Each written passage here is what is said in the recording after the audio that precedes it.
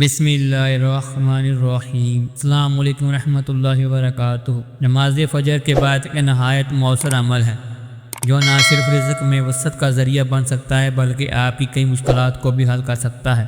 اس عمل میں چند مخصوص دعائیں اور قرآن کی آیات کی تلاوت شامل ہے جنہیں روزانہ پابندی کے ساتھ پڑھنے سے اللہ تعالیٰ کے فضل و کرم سے رزق میں اضافہ ہوتا ہے۔ یہ دعائیں اگرچہ مختصر ہیں لیکن ان کا روحانی اثر بہت گہرا ہے۔ اگر آپ انہیں کثرت سے پڑھنے کو معمول بنا لیں تو انشاءاللہ تعالی آپ کی زندگی کی کئی رکاوٹوں کو دور فرما دے گا۔ عمل کا طریقہ کار یہ ہے، سب سے پہلے یہ درود شریف 3 مرتبہ پڑھیں، وصلی اللہ علی سیدنا محمد وعلی آلہ وصحبہ وسلم۔ اس کے بعد درجہ ذیل قرآنی آیات کو 11 مرتبہ تلاوت کریں۔ قل ان ربی یبسط الرزق لمن یشاء ویقدر ولکن اکثر الناس لا یعلمون۔ فرما دیجئے کہ بے شک میرا رب جس کے لیے چاہے رزق کشادہ کر دیتا ہے اور جس کے لیے چاہے تنگ کر دیتا ہے، لیکن اکثر لوگ اس حقیقت کو نہیں جانتے۔